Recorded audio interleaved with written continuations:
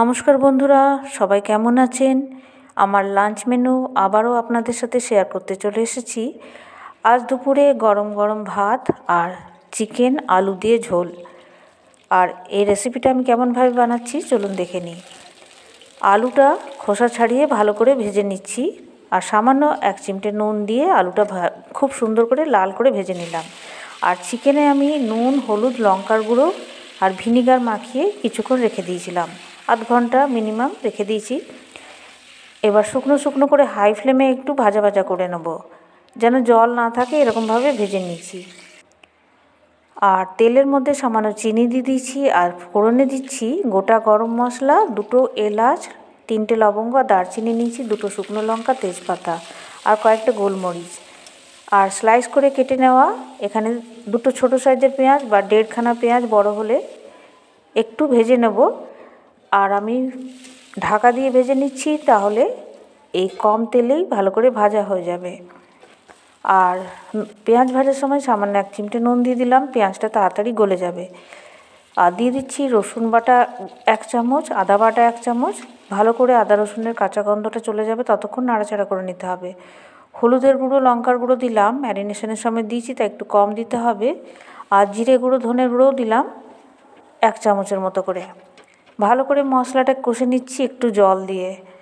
আর tomato, নুন দিলাম, আবারও একটু জল দিয়ে ঢাকা দিয়ে দেবো, তাহলে কম তেলে ভালো করে মশলাটা কষানো হয়ে যাবে। আর ভাতও বসিয়ে নিলাম, একই সাথে ভাত চিকেন দুটোই হয়ে যাবে।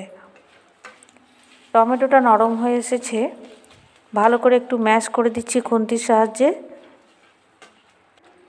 বন্ধুরা, আমার রান্না আপনাদের ভালো লাগলে প্লিজ আমার চ্যানেল সাবস্ক্রাইব করবেন, পাশে থাকা বেল বাটনটা ক্লিক করে দেবেন, তাহলে যখনই রান্নার ভিডিও আপলোড করব তাড়াতাড়ি আপনাদের কাছে নোটিফিকেশান পৌঁছে যাবে। আর রান্নাটাকে প্লিজ লাইক এবং শেয়ার অবশ্যই করে দেবেন।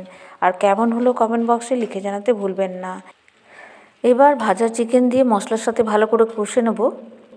এখানে আমি টেস্টের জন্য 2 চামচের মতো টক দই ফেটিয়ে দিয়ে দিলাম আর দিচ্ছি কাসুরি মেথি।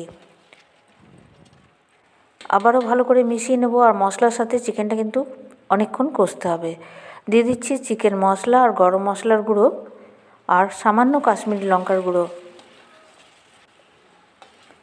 খুব ভালো করে মশলাটা চিকেনটা একটু ড্রাই হয়ে যাবে, ভাজা ভাজা মতন হয়ে যাবে, ততক্ষণ কষে নেব।